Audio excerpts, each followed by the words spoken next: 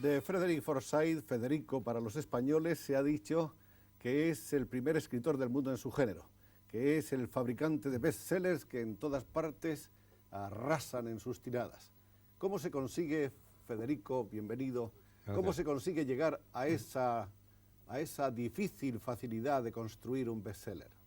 La primera vez con Chacal era instinto puro, porque yo no tenía ni experiencia, yo no había tomado lecciones o cursos o nada. Estaba en 1970 un periodista, 12 años del periodismo, sin trabajo, sin perspectivas de coger trabajo y sin muchas economías. Me parecía útil, en lugar de gastar mi tiempo, de ganar, como yo lo consideraba, unos duros, por escribir una novela. No tenía esperanza de un éxito como fue, pero yo pensaba hacer un éxito modesto dentro de Inglaterra con esta novela Chacal. Yo lo escribí entonces como me parecía a mí lo más interesante, lo más lógico, lo más cronológico, y en un estilo que es exactamente no literario, es un estilo seco, un estilo de reportero. Periodístico. Periodístico. Y ¡pum! Éxito. Muchas copias vendidas y más pedidas y más pedidas y más pedidas. Y ahora me dicen, oh sí, es un nuevo genio. No sé cómo. Instinto. Después de esa primera novela han seguido otras que igualmente han sido bestseller. El instinto ha adquirido, además del instinto, se ha robustecido con alguna otra vía. Era necesario cuando mis editores ingleses y yo, cuando pudimos ver el éxito de esto, era necesario de hacer un análisis, una sorta de análisis. ¿Por qué? ¿Cómo? Y, más importante, ¿puedo yo hacerlo una segunda vez? Porque hay muchísimas primeras novelas que son buenas y nada más. Muchos escritores de un solo libro. Sí. Entonces, este análisis de Chacal, me aprendí el siguiente, que hay que poner una narración bastante interesante, contemporáneo, tópico, con muchos detalles tecnológico, técnico, procedural, demostrar al lector lo que pasa detrás de las cortinas, lo que pasa en los corredores del poder y también en los bares de la Lampa. Y enseguida he escrito Odessa, no el mismo tema, pero el mismo tipo, caza al hombre, criminales, espías y tal. Y finalmente Los perros de la guerra, de los tres, el nuevo, claro, es diferente. Pero yo pienso que ahora, 10 años después Chacal, sí que tengo una fórmula. No es instinto más, es más pensado.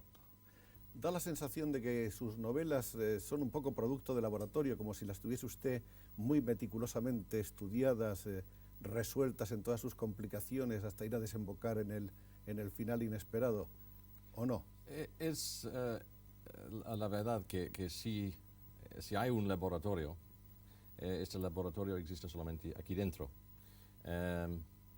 Mi manera de trabajar es de desarrollar la historia, la trama de la novela. Es la primera cosa. Y eso puede durar un año y medio, sin ninguna palabra escrita. Y solamente cuando yo sé exactamente lo que es la historia, cuántos caracteres, lo que hacen, lo que dicen, empiezo a la búsqueda de las informaciones técnicas. Esta sección del trabajo es viajar a Washington, a Moscú, a Londres, a Roma, a Estocolmo, donde sea. Si yo pienso que un señor que es posiblemente el mejor experto del mundo en esta disciplina vive en Estocolmo, yo voy a Estocolmo a verlo.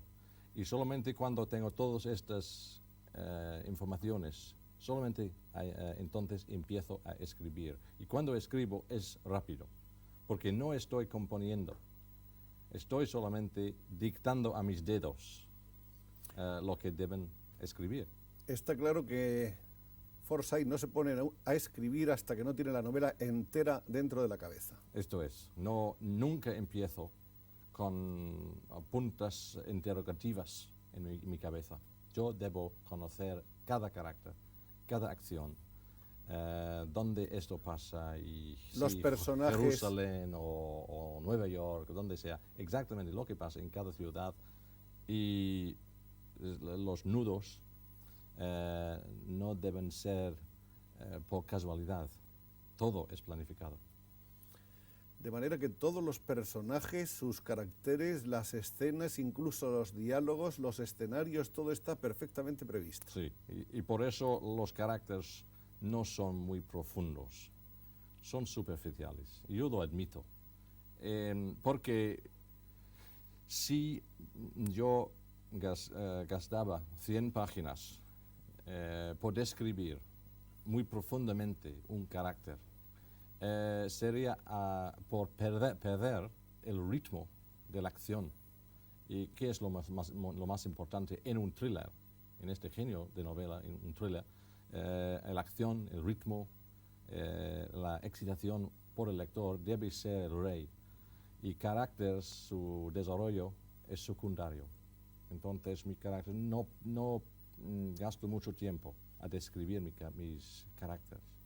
Efectivamente, ese es alguno de los reproches que han hecho los críticos, que Forsyth no se detiene en hacer un estudio psíquico de sus personajes, sino que los presenta un poco abocetados nada más. Sí, es una crítica, pero yo pienso que es una crítica mal tirada, en el sentido que no entiendo hacer esto. Es como decir, usted, señor, fabrica muy buena mantequilla, pero no es marmelada. Si el señor está fabricador de mantequilla, déjelo en paz si fabrica mantequilla. Claro, usted lo que quiere hacer es exactamente lo que hace.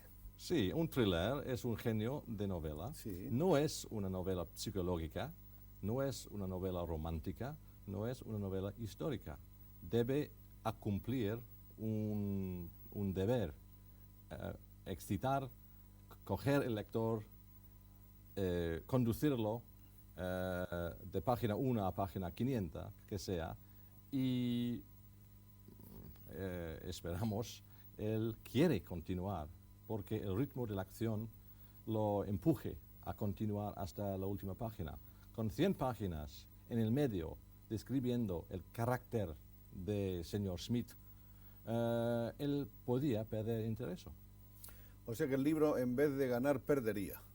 Yo pienso, sí. Sería una mezcla de dos tipos. Ya, de dos géneros distintos. Esto es. El género que usted cultiva, en el fondo, es un género que se caracteriza por un ritmo casi cinematográfico. Sí, de acuerdo. Donde están incluso, parece que está pensado en función de la posibilidad de que luego se traslade al celuloide. No es deliberado.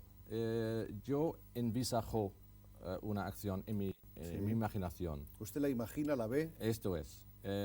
¿Cómo sería? Por ejemplo, en esto, yo puedo cerrar mis ojos y imaginar un tanker, un supertanker de 1.000.000 de toneladas. Un superpetrolero de 1.000.000 de toneladas. Esto es, viniendo ¿Sí? desde el horizonte a nosotros. Y si el director de cine puede ver la misma cosa, tan mejor. Algunas de sus novelas han sido llevadas al cine y han sido tan bestsellers cinematográficos como lo fueron sus libros en las librerías. ¿Cree usted que han respetado fielmente las ideas que usted tenía? En el caso de Chacal, sí. No era tan contento con Odessa, porque me parecía que han mucho cambiado sin ganar por los cambios. Pero Fred Zinnemann, que era el director de Chacal, ha seguido la historia muy cerca. Y yo pienso que era mucha tensión en esta película. Me ha gustado. Cuando se dice que usted es el número 1 de los escritores de este género, ¿usted está de acuerdo con eso o piensa que hay alguien mejor? siempre difícil de ser su propio juez. Y además que los editores de varios escritores americanos e ingleses, claro, son aficionados de su autor. Entonces cada uno dice, no, no, el mío ha vendido más de copias de tal y tal y tal. Pero yo pienso que hay posiblemente un docen mundialmente, 6 americanos, 4 o 5 ingleses, un otro, que pueden considerarse el techo de copias vendidas. No hablo de calidad literaria es otra cosa, pero de copias vendidas sí. ¿Usted no se ha propuesto nunca hacer literatura en sus libros? No es mi don. Y yo no me digo mentiras a mí. Yo no soy Shakespeare, yo no soy Cervantes, soy un escritor de thrillers, que algo por divertir a un lector unas horas al lado de su piscina, en su vacación.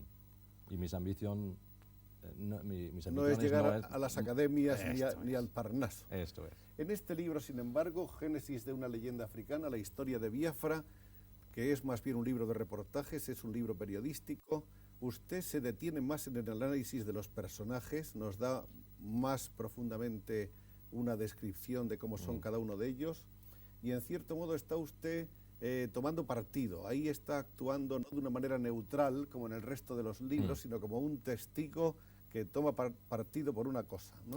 Pero hay que considerar una cosa, es la sola que no es ficción. Es la única que es real. El primer libro que yo he escrito, la historia de Biafra, y era escrito 90% dentro del enclave de Biafra, completamente contemporáneo, un libro encolerado, porque fue encolerado, por lo que yo he visto, los niños muriendo en miles y miles. Y claro, siendo un reportaje, podía tener el tiempo de describir lo que pasó y los caracteres. No tenía una trama ficcional, no tenía un clímax, porque no era clímax, era solamente una historia. ¿Por qué tardó tanto ese libro en publicarse? ¿Cuál? Biafra. No se tardó. Aquí por lo menos. Aquí nos ha llegado inglés. Con mucho retraso con respecto a la fecha en que fue escrito, quizá con demasiado retraso. Era una decisión de los editores. Yo pienso que este libro en inglés era lanzado en 69, 2 años antes de Chacal. Usted lo escribió en el mismo 69, ¿no? 69, sí. Estaba usted en una roulotte. En enero 69 y fue publicado en junio de 69. Pero yo pienso que no era... Ha vendido 30.000 copias en bolsillo y pues desapareció, porque Biafra también ha desaparecido y mucho del interés ha desaparecido. Años más tarde era posible de discutir Biafra, que no era posible mientras o en los meses después. Claro. Eran presiones por no discutir este asunto. Y entonces ese libro que usted tenía escrito 2 años antes lo remata, por así decirlo, añadiéndole nuevos capítulos, ¿no? Sí, la historia de Biafra, la primera versión, yo no podía acabar porque la guerra era siempre continuando. Sí. Entonces volvió a Biafra en el otoño de 69 por escribir la historia desde abril hasta fin de diciembre. Y por casualidad, fin de diciembre era también la fin de Biafra. Entonces la historia podía acabarse con un clímax. El exilio del líder, general Ojukwu, y la fin de la guerra. Parece que ese personaje es un personaje que siempre le ha gustado a usted, que le ha atraído. Da la sensación de que el general Ojukwu es un personaje que de alguna manera le ha impresionado, le ha fascinado. Sí, mucho. Yo he visto muchos políticos en 12 años del periodismo y la mayoría corresponsal en países extranjeros y de periodistas de periodismo político. He visto muchos políticos y muchos líderes, dictadores, primeros ministros, tal. Muy pocos han inspirado mi admiración por su integridad, por su coraje, por su inteligencia, por su honestidad. Unos, David Ben Gurion, de Israel, era un líder, uno de los pocos que podía salir en el mercado entre la gente sin maquillarse. Sin falsificar su verdad. Esto sí. es. Hombre impresionante. Este negro barbudo era un otro. Mucho más talento que los de Lagos. Y ellos lo sabían. Para eso que le detestaban. Usted decía antes que trata en el libro de dar un poco al lector esas cosas que para él están tan lejos, que es conocer los entresijos del poder, las conspiraciones, las maquinaciones que rodean siempre la atmósfera donde las grandes decisiones se adoptan. ¿Usted ha tenido acceso a esos aledaños del poder? Veces yo estaba testigo a unos eventos. Veces yo sé que son pasados, pero yo no estaba.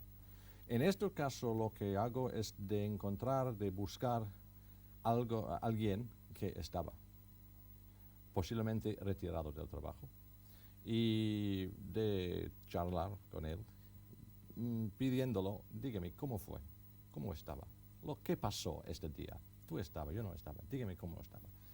Y yo encuentro que es más informativo de charlar con una guardia de espalda, por ejemplo, que estaba en esta situación, que buscar en archivos. Archivos son muy secos, dicen tal y tal y tal, pero el que estaba puede decir, mire Freddy, me recuerdo era muy caliente, un calor extraordinario, me recuerdo esto y esto, pequeños detalles. Estos detalles dan una impresión de la verdad más que una lista de estadísticos. Más que un documento frío. Esto es.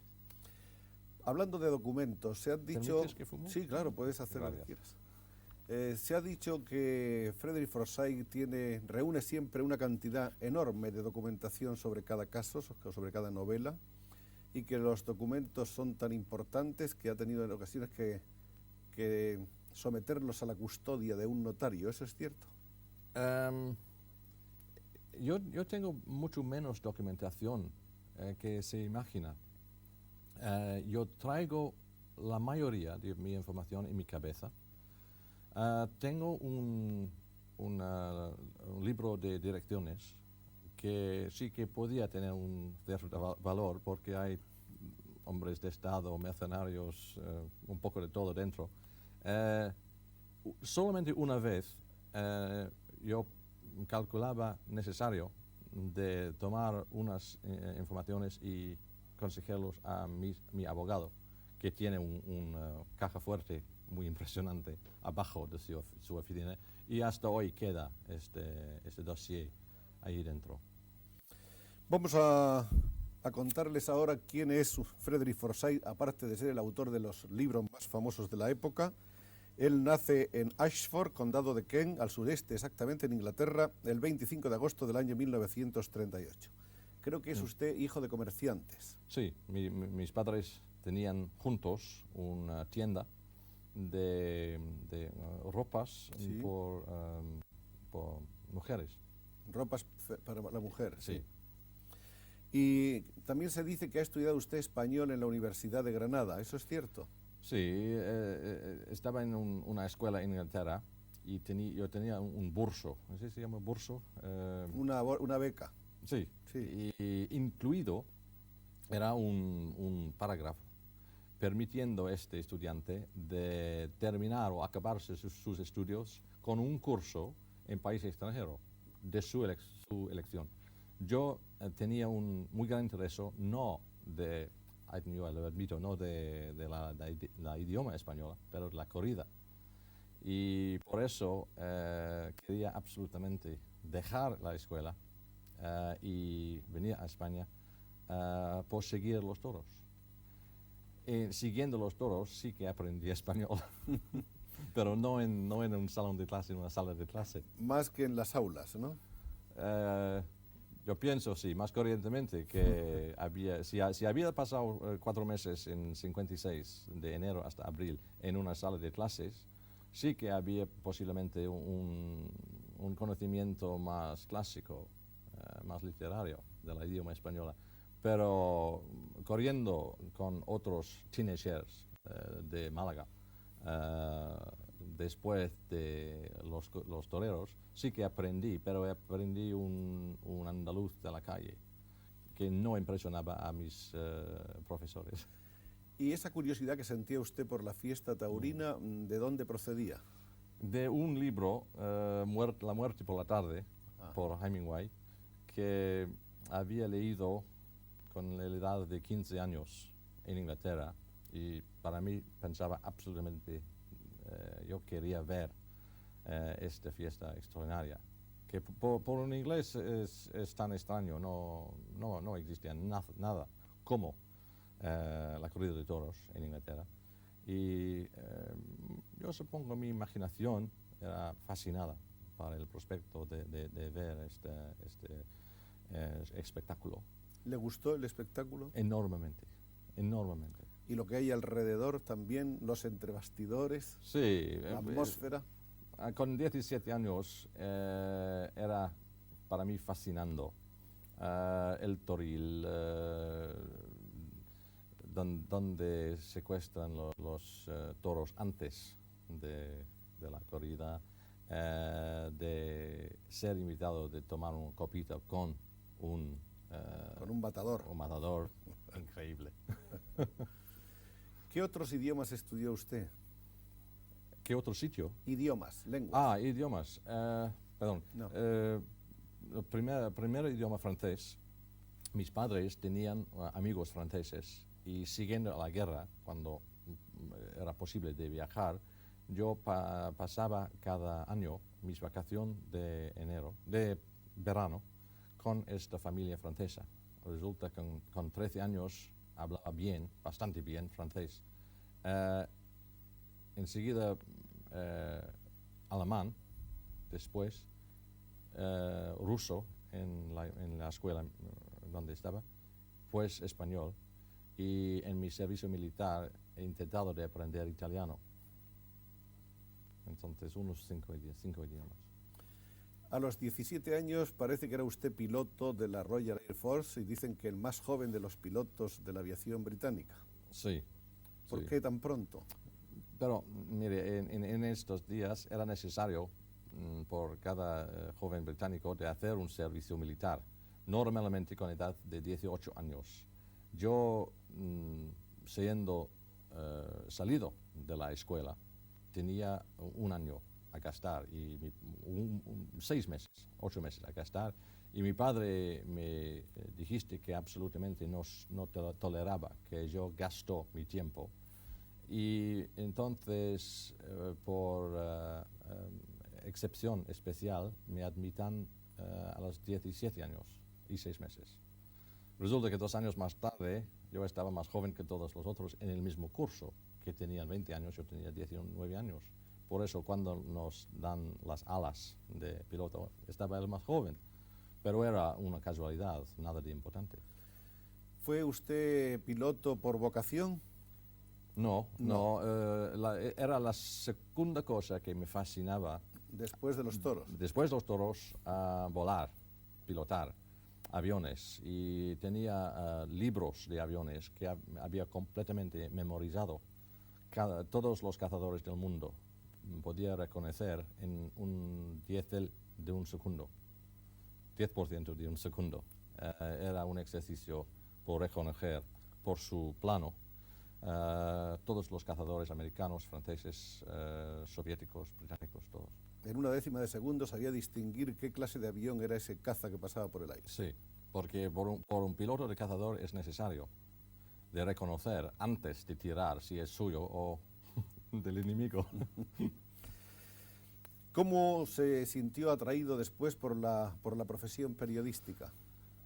Porque tenía la posibilidad de continuar oficial de la Royal Air Force, la aviación militar, o de dejarlo y pasar a una otra carrera. Y yo calculaba que si había quedado con la aviación 12 años más, había salido con 32 años, sin profesión, aparte piloto. Y me parecía más interesante de dejar la aviación e intentar hacer algo otro. Mi tercero interés era de viajar. Y pensaba que corresponsal en países extranjeros sería una manera de viajar con el editor pagando mi billete.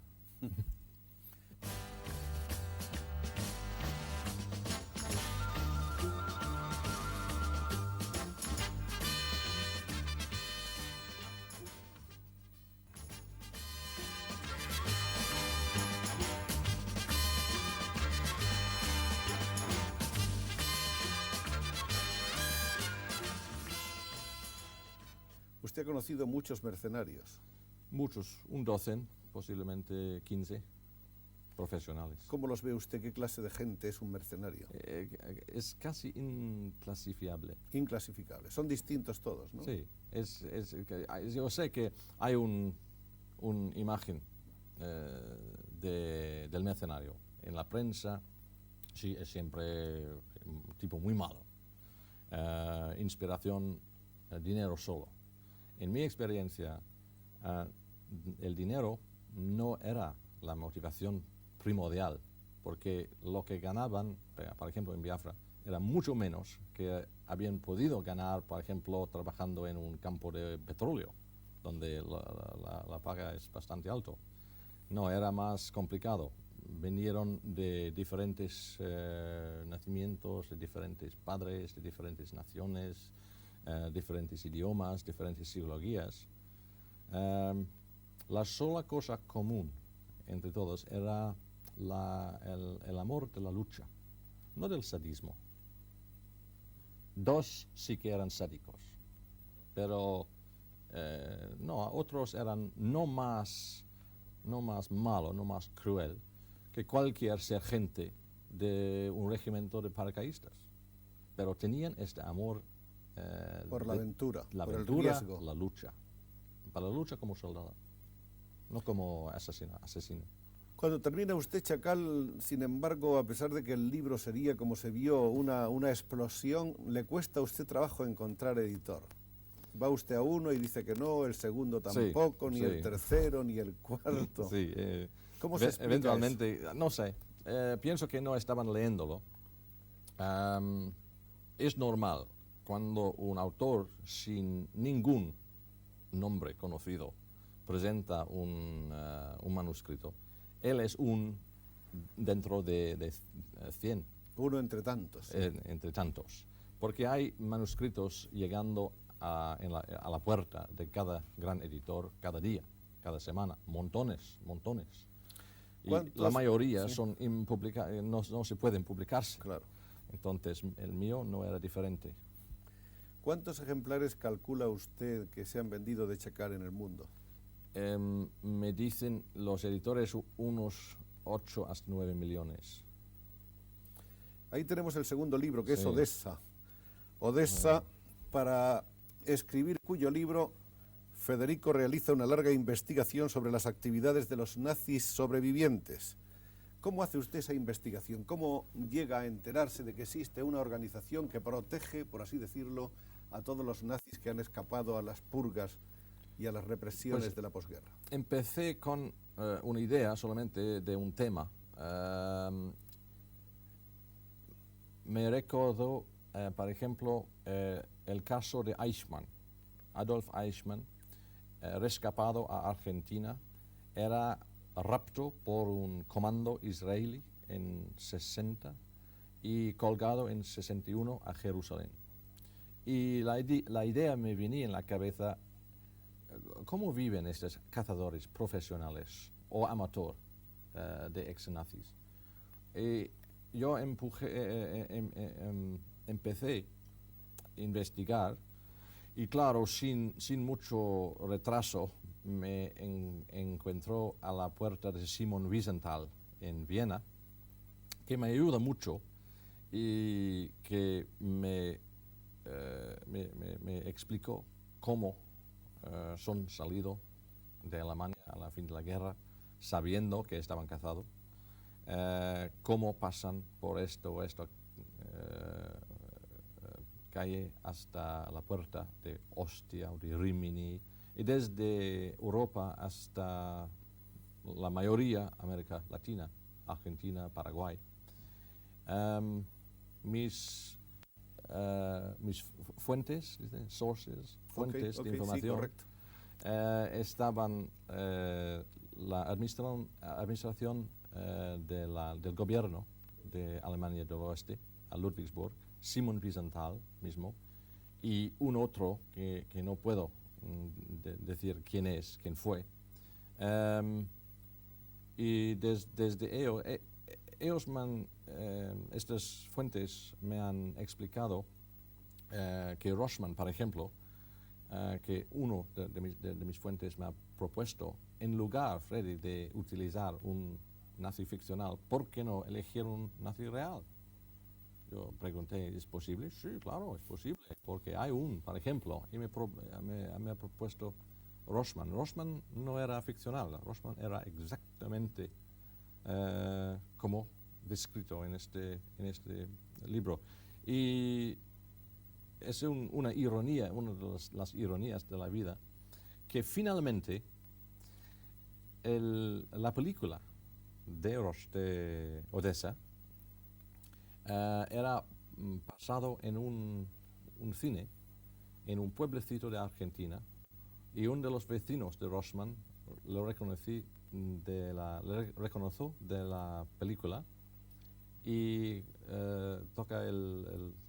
tomó el teléfono y ha telefonado a la policía. Rossmann era aprehendido, dejado libre en libertad provisional, pero él se iba a Paraguay y hace 2 años y medio murió de un infarctus y ahora está enterrado en Paraguay. Odessa, como probablemente saben casi todos nuestros espectadores, es una expresión compuesta de las palabras o de las iniciales de las palabras alemanas que equivalen a organización de antiguos miembros de las SS, y sus objetivos eran rehabilitarles como profesionales dentro de la República Federal Alemana, infiltrarse en los partidos políticos del nuevo Estado, pagar los gastos de defensa e influir en los juicios, introducir a los supervivientes en las áreas económicas y facilitar un estado de opinión progresivamente favorable a los antiguos SS. ¿Es cierto que esa organización existe? Sí. ¿Es cierto que tiene mucho dinero? Ahora mismo no lo sé. Existía seguro. Y tenía mucho dinero, mucho poder económico. Riquísimo. ¿Cree usted que quedan muchos nazis viviendo en el extranjero? Hay siempre una comunidad bastante grande en América del Sur, pero ahora, 30 años después, 35 años después de la fin de la Segunda Guerra Mundial, lo que son activamente cazados son, como dice, la nata, el elite. Hay posiblemente un docen, posiblemente 2 docenes, que el gobierno alemán de hoy sí que quiere por hacer un proceso. La mayoría ahora, probablemente que llevan unos 70 años, y solamente por asesino en masa es posible ahora de inculparlos. Entonces, asesinos individuales no se puede más.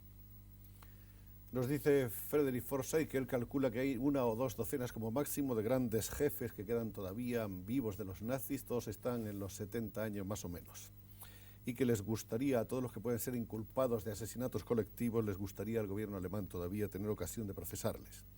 Dicen que este libro es el que ha tenido mayor número de ediciones de todos los suyos, Odessa.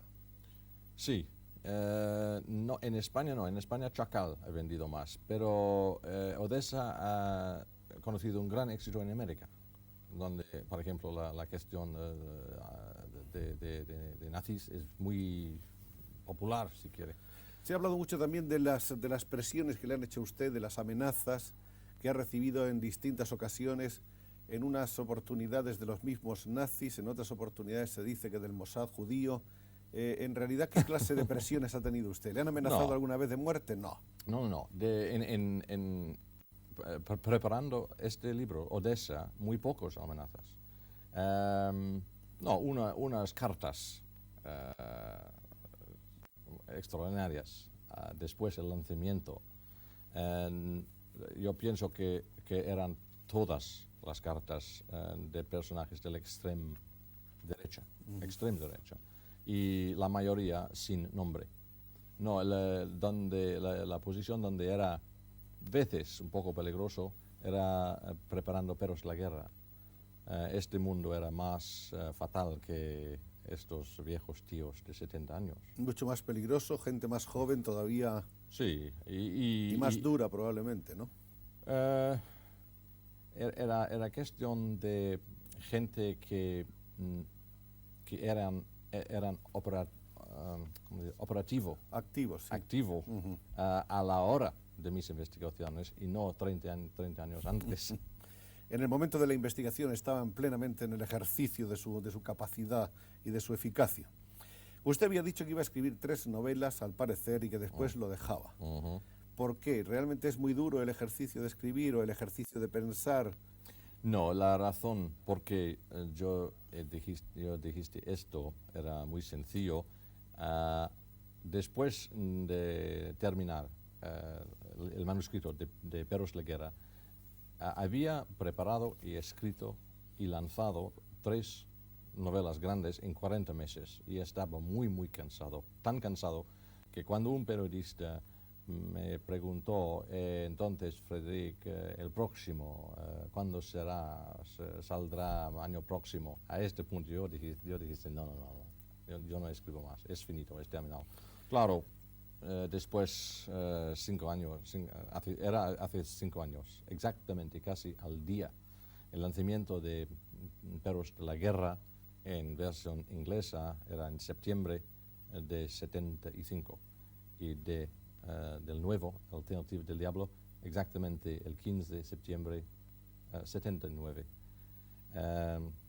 Entonces, no, 75, Perros de la Guerra, 79, el nuevo. Entonces, 4 años entre uno y otro. 4 años. De los Perros de la Guerra se ha dicho que sirvió como punto de partida de un escándalo en el que se le acusó a usted por un periódico inglés, el Sunday Times, creo que era. Se le acusó de que estaba usted complicado en una conspiración, en un golpe de Estado contra un país, parece ser que Guinea Ecuatorial, contra Macías, y que incluso usted invirtió parte de su dinero en esta conspiración, y se añadió además que incluso participó o formó parte de una operación marina sobre Guinea, ¿no? Marítima. Era una patraña, una historia todo, ¿o no? Una buena historia. Una buena historia novelística de otro Forsyth, ¿no? No hay nada de verdad. Sí, hay poco de verdad. Hay algo de verdad. En el sentido que sí que era un plano y sí que era testigo. Había un plan y usted conocía ese plan. Era testigo. Pero después, el fallo total del plano, yo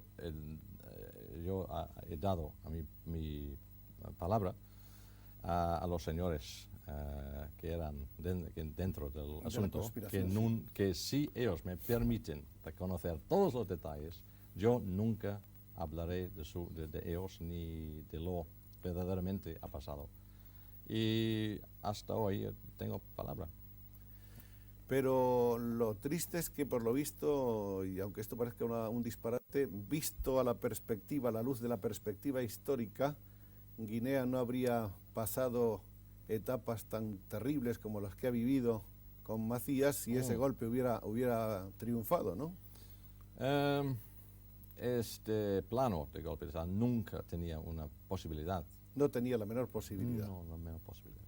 Estaba llamado a fracasar en cualquier caso. Vamos con el libro siguiente, es el de Biafra, hemos hablado anteriormente de él, de este libro de reportajes, Génesis de una leyenda africana, que hemos visto con anterioridad, escrito en enero de 1969 en plena guerra de Biafra, donde se atiene a la realidad y donde trata de explicarnos la participación extranjera en el conflicto, que por lo visto era un conflicto de intereses, como casi todos los conflictos, en base a la posible existencia de un océano de petróleo de alta calidad en Biafra, ¿no? Era más complicado. Era más complicado. Era más complicado. Lo que... la inspiración de mi disgusto era que las razones verdaderas por el gobierno británico de enviar cantidades enormes, masivas de armas al dictador de Lagos no eran las razones dadas ni a la prensa, ni al Parlamento, ni al pueblo británico. ¿Cuáles eran las verdaderas razones? Egotismo de un grupo de funcionarios y políticos en el gobierno de Harold Wilson que había hecho un miscálculo, un mal cálculo, y que no podían admitirlo. Ellos pensaban que esta guerra sería un asunto de 10 días y no podían aceptar que habían hecho un error que no era así, era diferente, era completamente distinto. En lugar de admitir, sí, que hemos hecho un error, han adoptado una política Sí. de forzar la teoría, de forzar la realidad a pasar a su teoría. Y el resultado era, en lugar de una guerra de 10 días, una guerra de 30 meses, en lugar de un docen de muertos, 1,5 millones. Qué horror. Vamos a hablar del impasse, de esos 4 años que transcurren desde que dice que se acabó de escribir. Resulta que lo primero que hace es casarse. Bueno, dicen que ha ganado mucho dinero con esas novelas. La gente que lleva las cuentas del dinero ajeno dicen que pasa de 300 millones de pesetas, que depositó en gran parte en Suiza. Se dice que se enamora y se casa con una bella irlandesa que tenemos por ahí en algunas fotos en estancias anteriores en nuestro país. ¿Cómo se llama, madame? Carola. Carola. Y de entonces acá ha habido niños también, ¿no? Sí, somos casados en España en 73 y hemos pasado un año en España después la boda. Fin de 74 somos vueltos en su país, Irlanda. Hemos comprado una casa y en 77 llega el primero de los 2 hijos y recientemente, en junio pasado, el segundo. Entonces ahora tenemos 2 hijos bonitísimos. ¿Qué ha aportado Carola a la vida de Frederick Forsyth? Una casualidad, estaba en Londres en 70, antes de toda esa fama y dinero, y estaba en el apartamento de un amigo charlando con él, y ella estaba pasando, lo conocía al otro, que era un hombre de unos 60 años, y vine a visitarlo, y entonces la presentación, ha hecho café, yo perdió todo interés en el viejo tío, y él también, felizmente. Bueno, la instalación del matrimonio Forsyth en España se lleva a cabo en la costa levantina, en un pueblo llamado Ondara, Sí. y se dijo en los periódicos que era un retiro campesino porque Forsyth, como no iba a escribir más, iba a hacer una explotación de cunicultura, iba a dedicarse a la cría de conejos. ¿Cómo resultó? Era un chiste. Era un chiste. Era un chiste. Pero hubo conejos, yo tenía un docen de conejos. Una docena de conejos. No, una docena de conejos. Y con la normal posibilidad de exageración, estaba una cría de conejos de millones y millones y millones. Sí, no sí. estaba un docen. Hay mucho novelista por ahí que no escribe, ¿no? A pesar de sus propósitos de no volver a escribir, en 1979 ahora apareció La alternativa del diablo. Y esta vez ya recibe por ella, o así lo dice la prensa mundial, 1 millón de libras esterlinas, ¿no? Es posible, sí. 150 millones de pesetas más o menos. Sí, más o Por menos. este libro que están ustedes viendo ahora en sus pantallas. Más o Parece que esta novela ha sido escrita un poco por la decisión o el empeño que puso sobre todo Carola Forsyth, ¿o no? Sí, ella tenía un parte en esta decisión porque yo tenía la idea en mi cabeza y era rodeando aquí dentro. Finalmente ella me dice, mire Freddy, tú no serás contento hasta que tú has escrito, porque la idea no va a dejarte y tú no vas a dejar a la idea. Y sería una lástima si tú no haces nada y un otro más tarde escribe algo similar, porque nunca tú serás contento de esto tampoco. Entonces, escríbelo. Y ella era en estado esperando la llegada de nuestro primer hijo. Yo le dijiste que era necesario de viajar y de dejarla. Y su contestación era, hágalo, escríbelo, porque solamente cuando es escrito podemos tener un poco paz en esa casa. La verdad es que es una obra futurista, es la primera obra que no se desarrolla en el pasado, Sí. sino que está confrontando un poco el misterio del futuro inmediato. Acaece toda ella en 1982, son 500 páginas. Este es el grueso volumen, 500 páginas de un texto apretado, donde la complicación es mucho mayor que en las novelas anteriores. Sí. Si en las otras había, digamos, 3 o 4 tramas paralelas, aquí las bifurcaciones son múltiples, hay como 15 escenarios distintos. No, cinco. Yo he ya. contado Sí. Turquía, Londres, Berlín, Noruega, Estados Unidos, Holanda, Ah, Israel, Sí, y dos. hay más todavía, ¿no? Sí, sí hay temas distintos. Hay lo que pasa en Londres, incluyendo el espía Sí. británico en Moscú. Y hay el Politburo en Moscú. Hay el presidente en Washington, los terroristas ucranianos y el capitano noruego del superpetrolero. Sí. Entonces, unos 5 temas grandes. Y porque Unos 5 grandes temas, Sí. unas 5 grandes historias, y luego hay otros subtemas, historias menores. Esto es complicado. Su novela ha llamado mucho la atención de la gente porque se esgrime por vez primera de una manera, digamos, dolorosa la posibilidad de esa alternativa trágica de una tercera guerra mundial. ¿Usted cree que esa guerra es posible?